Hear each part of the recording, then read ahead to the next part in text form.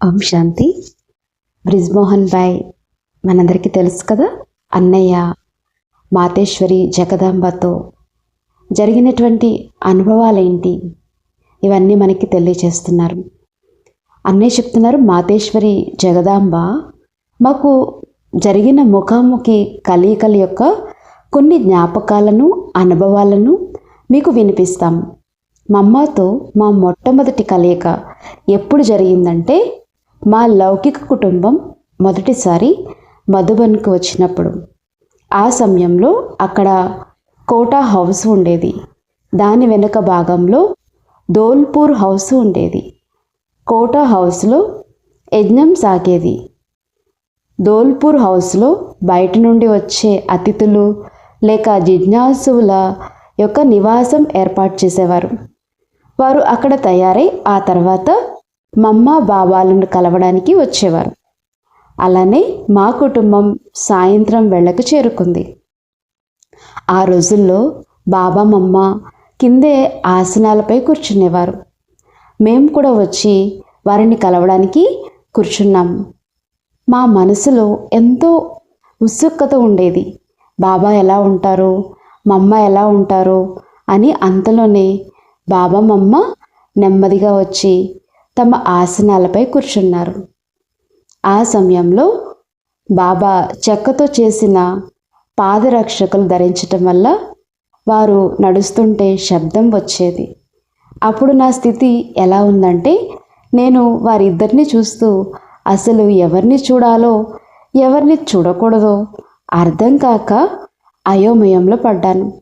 కొద్దిసేపు బాబాని, ఆ తర్వాత మమ్మాని, మళ్ళీ బాబాని, మళ్ళీ మమ్మాని ఇలా మారుస్తూ చూస్తూ ఉండిపోయాను. నా వైపు చూసి ఆసనంపై కూర్చున్న మమ్మ నవ్వుతూ, అరే ఇతను ఏం చేస్తున్నాడు అన్నట్లు చూశారు. అది నా మొదటి అనుభవం. ఆ తర్వాత మేము మమ్మ ఒడిలోకి, బాబా ఒడిలోకి వెళ్ళాము. బాబా ఒడిలో కూర్చున్నప్పుడు దూదిపై కూర్చున్నట్లు అనిపించింది. ఆ క్షణంలో ఆత్మ ఎంతో శీతలంగా, ప్రశాంతంగా మరియు ఎలాంటి సంకల్పాలు లేని స్థితిలోకి వెళ్ళిపోయింది. దాన్నే అతీంద్రియ సుఖము అంటారు. ఆ సుఖాన్ని నేను అక్కడ అనుభవించాను. ఆ తర్వాత కొద్దిసేపటికి మా కలయిక సమయం ముగిసినప్పుడు బాబా మరియు మమ్మ వెనక నుండి వీపుపై తట్టి, ఇక నువ్వు లేవాలి అని సూచించేవారు.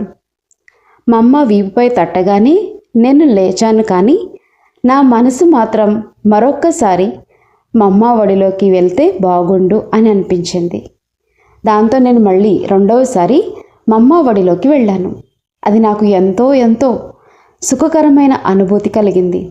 ఆ తర్వాత మేము యజ్ఞంలోని ఆశ్రమంలోనే ఉంటూ వస్తూ పోతూ ఉండేవాళ్ళం.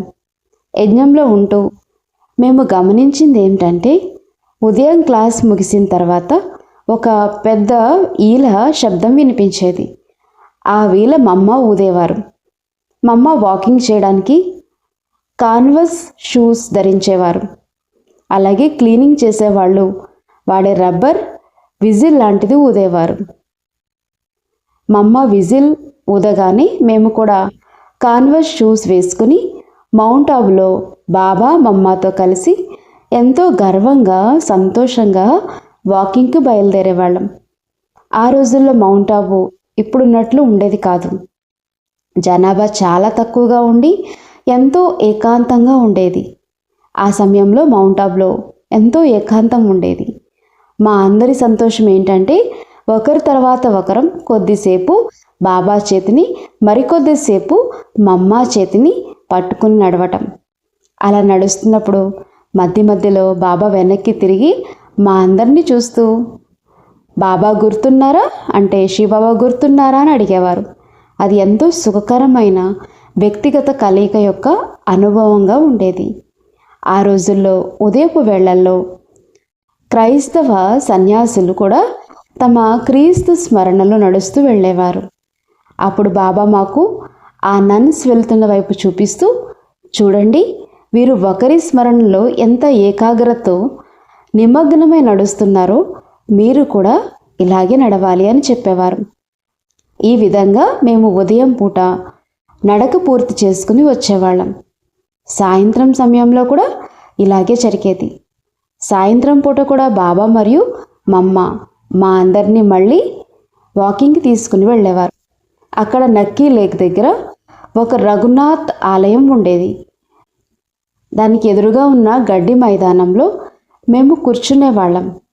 బాబా ఆ ఆలయ పూజారిని కూడా అక్కడికి పిలిపించి ఎంతో ప్రేమగా తన పక్కన కూర్చోబెట్టుకునేవారు. ఆ పూజారి కూడా చాలా సంతోషపడేవాడు. అక్కడ బాబా మమ్మ పిల్లలతో ఏదో ఒకటి మాట్లాడేవారు. కొన్నిసార్లు పిల్లలు ఏదైనా పాట పాడతామని లేక కవిత వినిపిస్తామనో అంటే సరే పిల్లలు పాడండి అని బాబా ప్రోత్సహించేవారు. మరికొన్నిసార్లు బాబా నవ్వుతూ ఇందులో ఏం లేదులే అని ఆట పట్టించేవారు. నాకు ఇప్పటికీ గుర్తుంది, నేను కూడా ఒక పాట సిద్ధం చేసుకున్నాను. కానీ ఆ రోజుల్లో నేను బాబా మరియు మమ్మ పక్కన కూర్చోవడానికి చాలా సిగ్గుపడేవాడిని. ఒక ప్రైమరీ స్కూల్ విద్యార్థి ప్రిన్సిపల్ పక్కన కూర్చుంటే ఎలా భయపడతాడో అలా అనిపించింది. ఎంతో ధైర్యం తెచ్చుకుని నేను పాట పాడడం ప్రారంభించాను. కానీ కేవలం ఒక చరణం పాడగానే భయంతో నా గొంతు మూగబోయింది. నా నోట మాట రాలేదు. అలా నా గొంతు మూగబోయినప్పుడు నేను మమ్మ వైపు చూశాను. మమ్మ తన చూపుల ద్వారా నాకు కొంత శక్తిని ఇచ్చారు. ఆ శక్తితో నేను ఆ పాటను పూర్తిగా పాడగలిగాను. ఈ విధంగా మమ్మలో ఒక ప్రత్యేకమైనటువంటి శక్తి ఉండేది. ఎందుకంటే ఆ రోజుల్లో బాబా వైపు నేరుగా చూడడం మాకు చాలా కష్టంగా, భయంగా అనిపించేది. ఆ కాలంలో మా దినచర్య ఈ విధంగా సాగేది. ఇక పగటి సమయంలో మమ్మ మరియు బాబాతో మాకు కలిగే సంబంధాలు, అనుభవాల గురించి కొన్ని విషయాలు చెప్తాను.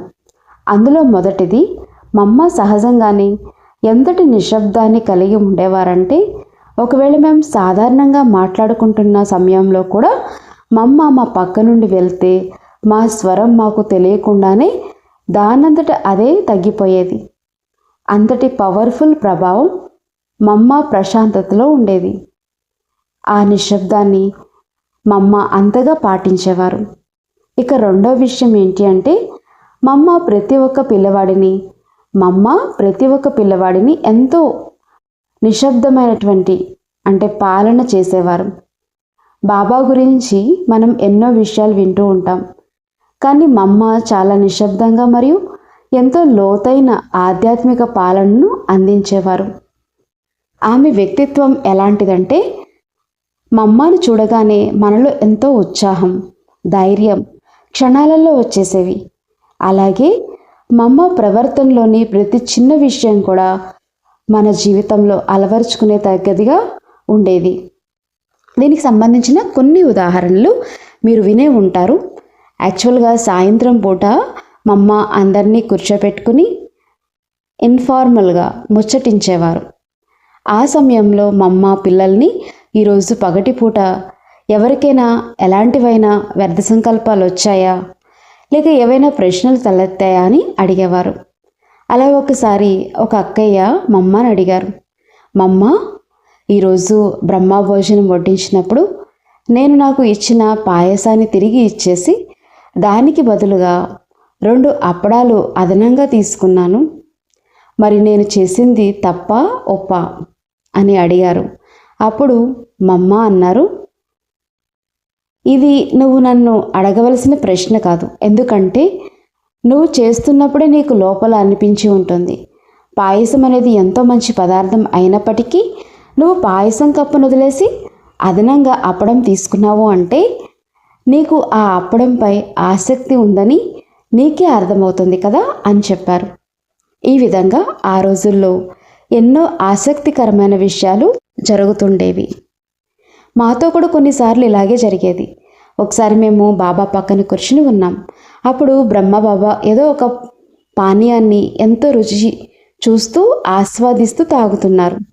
బాబా అంత ఇష్టంగా తాగుతుంటే నేను బాబా ఏదో చాలా రుచికరమైన అద్భుతమైన పానీయం తాగుతున్నారని అనుకున్నాను. దాంతో నేను ఆగలేక బాబా మీరు ఏం తాగుతున్నారో అని అడిగాను. దానికి బాబా నీకు కూడా కావాలా బచ్చా అంటూ ఒక కప్పులో పోసి నాకు ఇచ్చారు. నిజానికి అది కాకరకాయ రసం. ఈ రోజుల్లో అయితే నేను ఆ కాకరకాయ రసాన్ని ఒకేసారి తాగేయగలను, కానీ ఆ రోజుల్లో నాకు అది వేప రసంలాగా అలా చాలా చేదుగా అనిపించింది. బాబా స్వయంగా ఇచ్చారు కాబట్టి దాన్ని వదిలేయలేను, అలాగని తాగను లేను. దాంతో నా ముఖంలో రకరకాల ఇబ్బందులు కనిపిస్తున్నాయి. సరిగ్గా అదే సమయంలో మా పక్క నుండి వెళ్తూ నా ముఖాన్ని చూసి, ఏమైంది నాయనా, ఏంటి సంగతి అని అడిగారు. నేను మమ్మ ఇది విషయం అని చెప్పాను. దానికి మమ్మ నవ్వి, అయితే సరే దాన్ని అక్కడే వదిలేసే అన్నారు. ఈ విధంగా మమ్మల్ని కొన్నిసార్లు ఇబ్బందుల నుండి కాపాడేవారు కూడా. ఇక మిగతా విషయం ఏంటంటే, బాబా ఎప్పుడైతే మమ్మకు మమ్మ అనే బిరుదుని ఇచ్చారో అప్పటి నుండి అందరికీ తెలుసు, మమ్మ వయసులో చాలా చిన్నవారు, ఒక కన్య. కానీ బాబా ఏం చెప్పినా సరే మమ్మ దాన్ని వెంటనే ఆ క్షణమే ప్రాక్టికల్గా జీవితంలోకి అలవర్చుకునేవారు. కాబట్టి ఏ రోజైతే బాబా మమ్మ అని అన్నారో ఆ రోజు నుండే మమ్మ నిజంగానే తనను తాను అందరికీ తల్లిగా భావించుకున్నారు. మమ్మ ఆ విధంగా ప్రవర్తనలో కూడా తనను తాను నిజంగానే ఒక తల్లిగా మార్చుకున్నారు. సాధారణ వ్యవహారంలో బాబా కూడా ఆమెను మమ్మ అనే పిలిచేవారు. మమ్మ వాళ్ళ సొంత తల్లిగారు కూడా ఆమెను మమ్మ అనే పిలిచేవారు. మేమందరం కూడా మమ్మ అనే అనేవాళ్ళం. అనడం వేరు, కానీ మమ్మ నిజంగానే ఆ రూపాన్ని ధరించారు.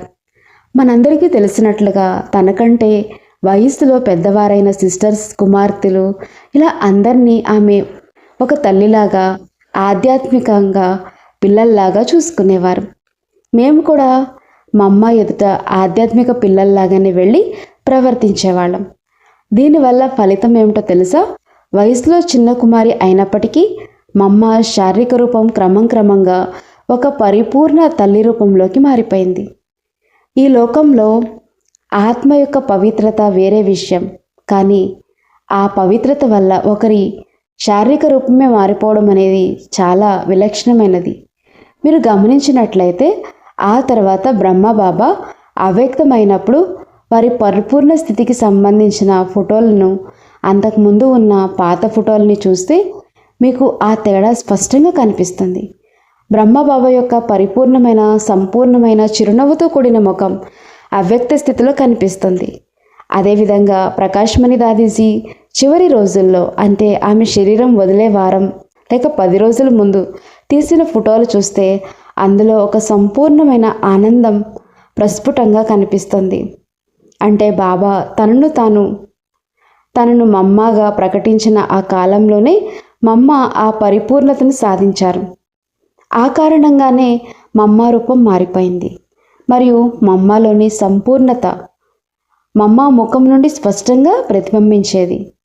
మేము మొదట్లో ఢిల్లీలో సేవలు చేస్తున్నప్పుడు అందరూ మమ్మల్ని పెద్దగా పట్టించుకునేవారు కాదు.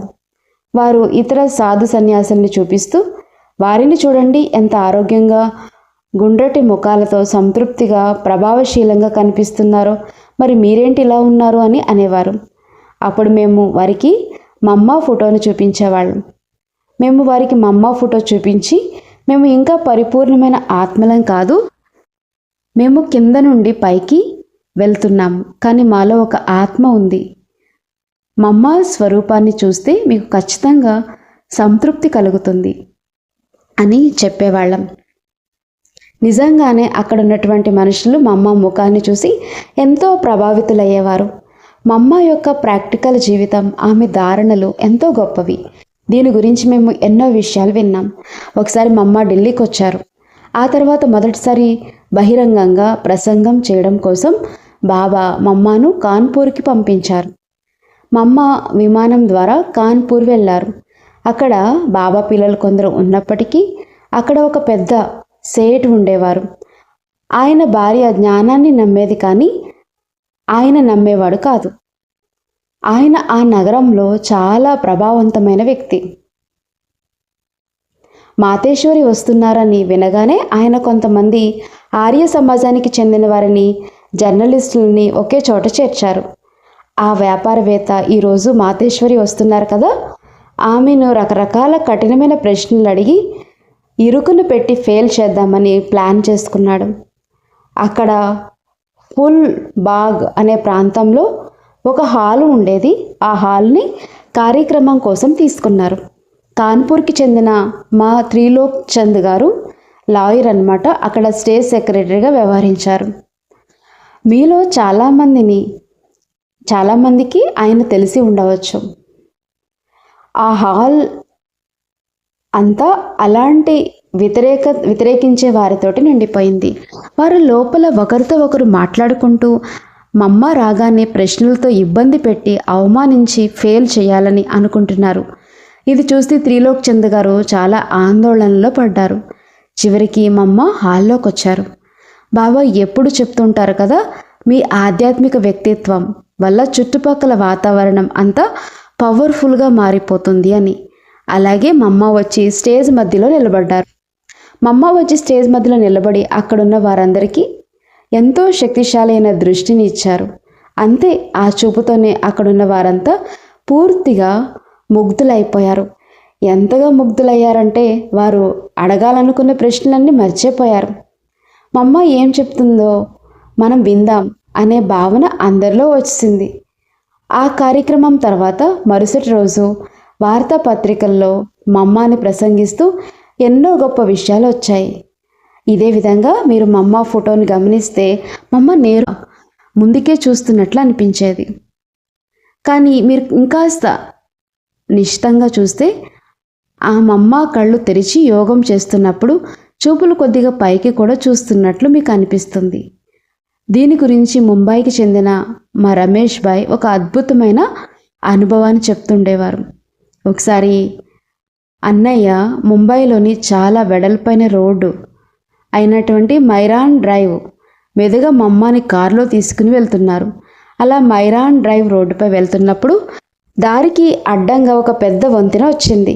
ఆ రోజుల్లో కెమెరా కంపెనీ అయినటువంటి కొడాక్ పేరు ఆ వంతెనపై చాలా పెద్ద అక్షరాలతో రాసి ఉంది. రమేష్ భాయ్ ఆ వంతెనను దాటిన తర్వాత మమ్మ మీరు ఆ బోర్డును చూసారా అని అడిగారు. ఎందుకంటే అది ఎంత పెద్దగా ఉందంటే అటుగా వెళ్ళేవారు ఎవరైనా సరే దాన్ని చూడకుండా ఉండలేరు. దానికి మమ్మ నాయన మమ్మ గడిచిపోయిన విషయాలను అంటే లౌకిక విషయాలను చూస్తూ కూడా చూడదు అని సమాధానం ఇచ్చారు. అంటే మమ్మ దాన్ని అసలు చూడలేదు. ఎందుకంటే మమ్మ మరియు సాక్షిభావం ఆమె జీవితంలో స్పష్టంగా ప్రతిబింబించేవి. దీనికి సంబంధించిన ఎన్నో ఉదాహరణలను మేము చూసాం. ఇప్పటి వరకు మీరు విన్న మమ్మ ఇషారాలలో కూడా మమ్మ ఇతర జీవరాశుల ఆత్మల గురించి ఎంత స్పష్టంగా చెప్పారో గమనించారు. అలాగే సాక్షాత్కారం లేక ధ్యానం అంటే ఏమిటో కూడా ఎంతో స్పష్టంగా వివరించారు. లౌకిక ప్రపంచంలో అనేక మంది మనుషులు జీవితాంతం దీనిపై అయోమయంలోనే ఉండిపోతారు. ఎంతోమంది మనుషుల జీవితాంతం అలానే ఉన్నారు. సరే, దీనితో మనకేం పనిలే అని వదిలేస్తుంటారు.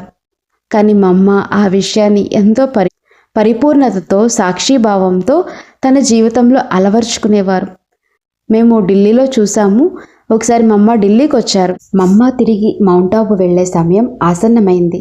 దాంతో ఆబు వెళ్లే రైలు ప్లాట్ఫామ్పై సిద్ధంగా ఉంది. దాదాపు 20 మంది వరకు బ్రహ్మకుమారి అక్కయ్యలు అన్నయ్యలు ప్లాట్ఫామ్పై నిలబడి ఉన్నారు. మమ్మ వారందరికీ దృష్టిని ఇస్తూ రైలు ఎక్కవలసి ఉంది. మమ్మ వారందరికీ ఎంతో ప్రశాంతంగా దృష్టినిస్తున్నారు. బాబా అయినా మమ్మ అయినా ఎవరికైనా దృష్టినిచ్చేటప్పుడు ఎప్పుడూ తొందరపడరు. లౌకిక సేవకులు ఎవరైనా ఉంటే సరే మీరు ముందుకు వెళ్ళండి అని తొందర పెడతారు. కానీ మమ్మ మాత్రం ఎప్పుడూ దృష్టిని ఇవ్వడంలో ఎలాంటి తొందరపాటు చూపించలేదు. మేము చూస్తున్నాం. మమ్మ ఒక 2-3 దృష్టి ఇచ్చేసరికి అంతలోనే రైలు విజిల్ మోగింది. గార్డ్ ఆకుపచ్చ జెండా కూడా ఊపేశాడు.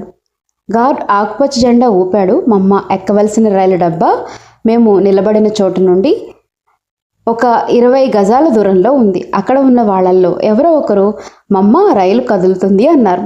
కానీ మమ్మ తన దృష్టినిచ్చే వేగాన్ని పెంచలేదు. అలాగే రైలు వైపుకి చూస్తూ ఎలాంటి ఆందోళన లేక సంకల్పాన్ని కూడా పెట్టుకోలేదు. మమ్మ అదే ప్రశాంతమైన వేగంతో అందరికీ దృష్టిని ఇస్తూనే ఉన్నారు. అలా ఒక 5-7 వ్యక్తులకు పూర్తిగా దృష్టినిచ్చారు. అంతలోనే రెండవసారి కూడా విజిల్ మోగింది. గార్డు మళ్ళీ ఆకుపచ్చ జెండా ఊపడం ప్రారంభించాడు. మేము మళ్ళీ మమ్మ రైలు అన్నాము. అయినా సరే మమ్మ తనలోని ఏకాగ్రతను, ధైర్యాన్ని అస్సలు వదలలేదు. అదే పద్ధతిలో నిమ్మళంగా దృష్టిని ఇస్తూనే ఉన్నారు. ఆ తర్వాత మమ్మ రైలు డబ్బా వైపు నడవడం ప్రారంభించారు. అప్పుడు కూడా ఆమె తన నడక వేగాన్ని పెంచలేదు. మేము మమ్మ రైలు వెళ్ళిపోతుంది అంటున్నాం. దీన్నే పరిపూర్ణ నియంత్రణ అంటారు. మమ్మ వెళ్ళి రైల్లో కూర్చున్నంత వరకు రైలు అస్సలు కదలలేదు. మమ్మ కూర్చున్న వెంటనే రైలు ముందుకు సాగింది. ఇది మేము కళ్ళారా చూసాం. ఇదే విధంగా ఒకసారి బ్రహ్మబాబా ఢిల్లీకి వచ్చినప్పుడు అక్కడ ఒక అద్దె ఇల్లు ఉండేది. ఆ ఇంటికి ఉన్న 3వ అంతస్తుపై పైన ఓపెన్ టెర్రస్ మీద బాబా వచ్చారు. అక్కడ చుట్టుపక్కల ఇతర అద్దెదారులు కూడా నివసిస్తూ ఉండేవారు. అప్పుడు బాబా మాతో ఇలా అన్నారు, చూడండి, మీరు ఎవరిని ఇక్కడికి పిలుస్తున్నారు? తదుపరిసారి నన్ను పిలిచేటప్పుడు కనీసం సొంత ఇల్లు చూసి పిలవండి అని చెప్పారు. ఆ మాటను మనసులో ఉంచుకుని ఢిల్లీలోని రాజౌరి గార్డెన్లో ఒక పెద్ద కంపెనీ ఉండేది. వారు ఆ రాజౌరి గార్డెన్ నిర్మించారు.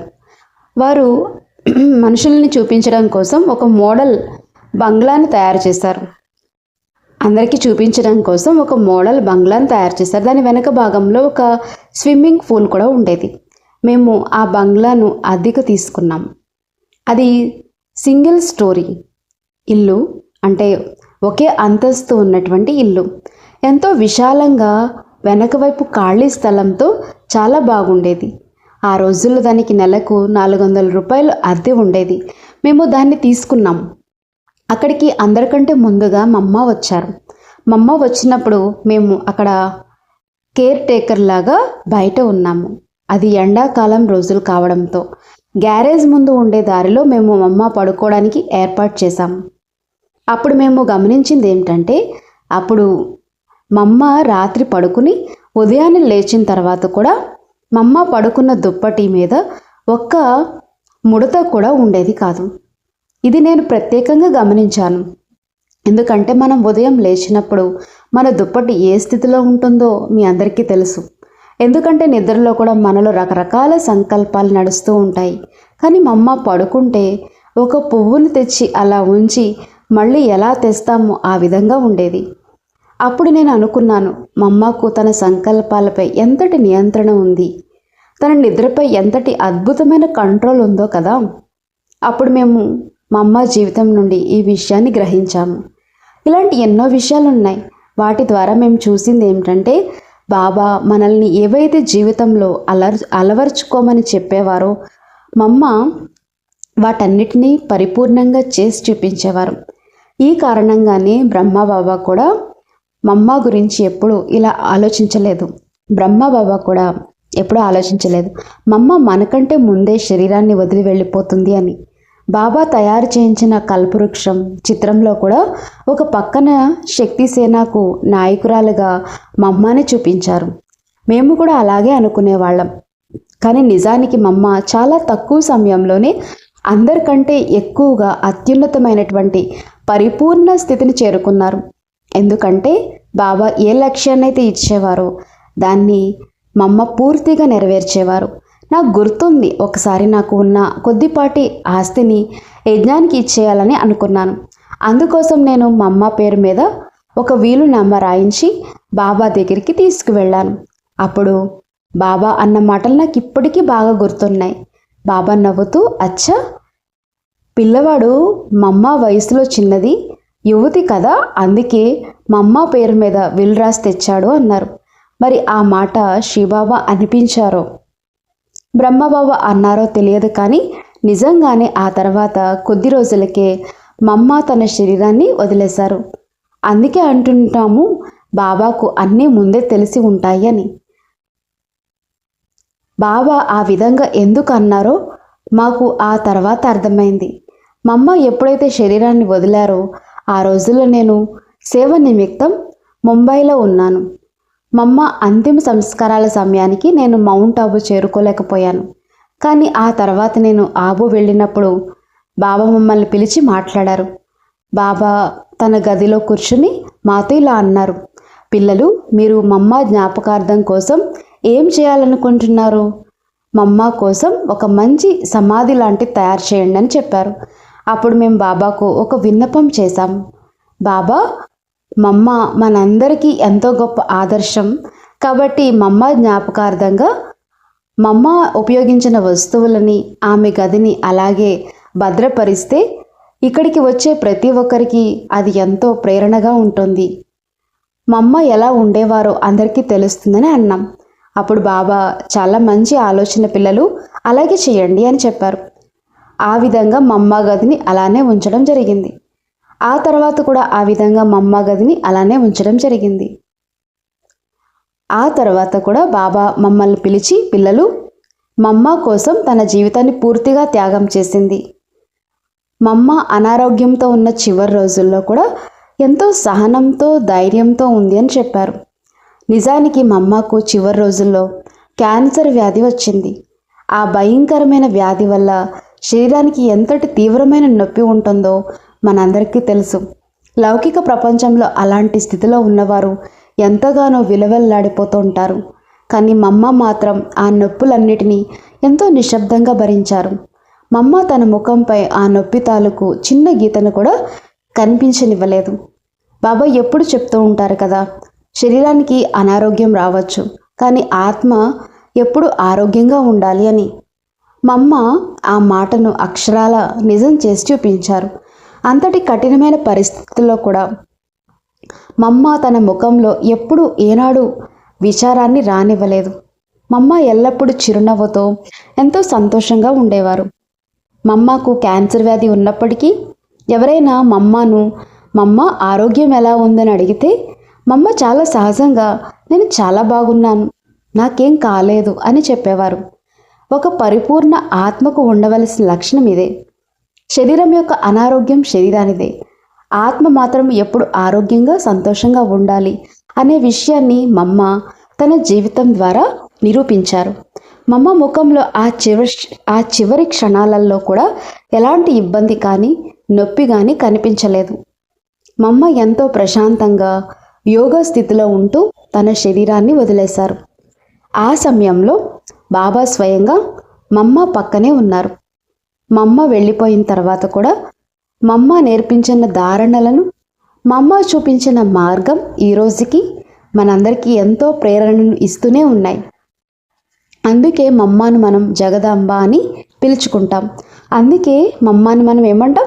ప్రపంచానికి తల్లి అంటాం. మమ్మ చూపించిన ఆ మార్గం, మమ్మ నేర్పించిన ధారణలు మన జీవితంలో ఎంతో ఉపయోగపడతాయి. మమ్మ ఎంత నిగూఢమైన ఆత్మ అంటే మమ్మ ఎప్పుడు ఏ విషయంలోనూ ఆందోళన పడలేదు. మమ్మ ముఖాన్ని చూస్తేనే చాలు ఎదుటివారి మనసులో ఉండే అలజడి, ప్రశ్నలు అన్నీ శాంతించేవి. కాబట్టి మమ్మ యొక్క ఒక ప్రత్యేకమైనటువంటి స్మృతి దినం మనం కూడా మమ్మ జీవితం నుండి ఆ గుణాలను అలవర్చుకోవాలి. ముఖ్యంగా మమ్మలాగా సాక్షి స్థితిలో ఉండడం, ప్రతి పరిస్థితిని ప్రశాంతంగా ఎదుర్కోవటం మరియు మన సంకల్పాలపై పూర్తి నియంత్రణను సాధించడం నేర్చుకోవాలి.